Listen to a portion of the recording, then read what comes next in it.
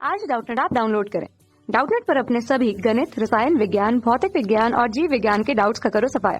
बस प्रश्न की फोटो खींचो, एक ही प्रश्न को क्रॉप करो और तुरंत वीडियो सोल्यूशन पाओ। अभी डाउनलोड करें।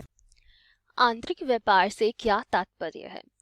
तो जैसे कि नाम से ही पता चल रहा है, आंतरिक व्यापार, इसका अर्थ होता है कि किसी एक देश में, किसी भी एक देश के सीमा के अंतर्गत, अर्थात ये जो सीमा है, इस देश के सीमा के अंतर्गत ही जो भी क्रय विक्रय से संबंधित कार्य होते हैं, चाहे वो किसी भी वस्तु या सेवा के हो गए, तो उसे हम क्या कहते हैं? आंतरिक व्यापार कहते हैं।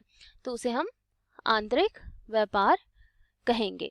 तथा आंतरिक व्यापार क्या होता है? आंतरिक व्यापार में हमारा जब एक ही जगह पे वस्तु का निर्माण हो रहा है तथा क्रय विक्रय भी उसी जगह पे हो रहा है, अर्थात एक देश के अंदर ही हो रहा है, तो वो हमारा वहाँ पे क्या होगा? वहाँ पे हमारा किसी भी कर का भुगतान हमें नहीं करना पड़ेगा। तो वैसे ही जो क्रियाएं हो जाती हैं वो क्या हो जाती हैं? हमारे आंतरिक व्यापार आ जाते हैं। और आंतरिक व्यापार के अगर मैं आपको कुछ उदाहरण दूं तो आंतरिक व्यापार जैसे कि हमारे फुटकर व्यापारी होते हैं, चाहे जो हमारे बाजार में फेरी के द्वारा लगाते हैं, अपना माल बेचते हैं, तथा विभागीय भंडार हो गए, और जितने भी हमारे थोक विक्रेता हो गए, और ये सब जितने भी विक्रेता होते हैं जो वस्तुओं का उत्पादन एक ही देश के अंतर्गत करते हैं, वो क्या कहलाता है? हमारा आंतरिक व्यापार कहलाता है। तो अब देख लेते हैं इसको हम लिख कैसे सकते हैं। तो हम ऐसे लिख सकते हैं कि आंतरिक व्यापार, आंतरिक व्यापार का अभिप्राय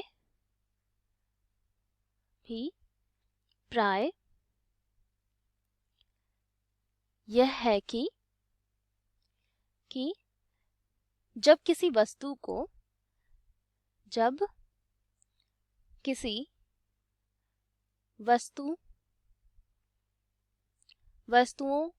और सेवाओं का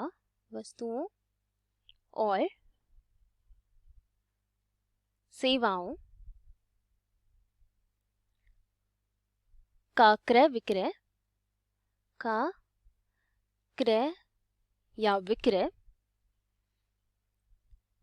एक ही देश के सीमा के अंदर होता है, एक ही देश के सीमा के अंदर होता है, के अंदर किया जाता है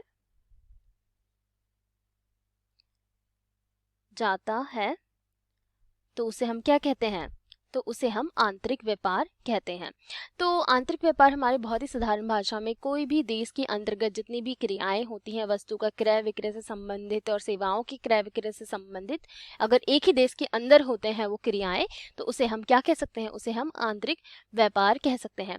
और साथ ही साथ आंतरिक व्यापार जब होता है तो उसमें कर भी नहीं लगता है, अर्थात अगर हम एक ही देश में उसी वस्तु का उत्पादन भी कर रहे हैं और उसी वस्तु को हम बेच भी रहे हैं, तो उसमें हमारा क्या होगा? यहाँ हमारे कर का भुगतान नहीं होगा। यहाँ कर का भुगतान नहीं होता है। अगर हम एक देश से दूसरे देश में किसी भी वस्तु को बेचने के लिए ले जाते हैं तो हमें सरकार के बहुत सारे करों का भुगतान करना पड़ता है, लेकिन अगर हम आंतरिक व्यापार की बात करें तो यहाँ पे हमें कर का भुगतान नहीं करना पड़ता। और आंतरिक व्यापार के कुछ उदाहरण देख लेते हैं। उदाहरण किस प्रकार से हो सकते हैं हमारे? कौन कौन से? जैसे कि मैंने आपको पहले भी बताया कि हमारा हो गए थोक व्यापारी हो गए, चाहे वो हमारे जो फेरी लगाकर बेचने वाले व्यापारी हो गए, फेरी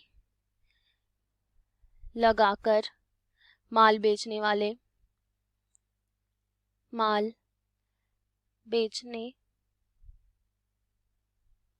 वाले, और साथ ही साथ हमारे जितने भी विभागीय भंडार हो गए जो वहीं पे एक ही देश में उत्पादन करते हैं वस्तुओं का और उसी को उसी देश में बेचते हैं, तो वो भी हमारे किस में आ गए? आंतरिक व्यापार में ही आ गए, विभागीय भंडार।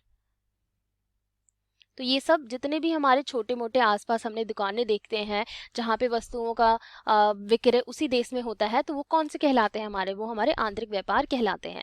तो ये हो गया इसका अर्थ और आंतरिक व्यापार का तात्पर्य। कक्षा 6वीं से 12वीं से लेकर नीट, IIT, JEE वो एडवांस के लेवल तक 1 करोड़ से ज्यादा छात्रों का भरोसा। आज ही डाउनलोड करें डाउटनेट ऐप या व्हाट्सएप करें अपने सारे डाउट्स 8400 400 400 पर।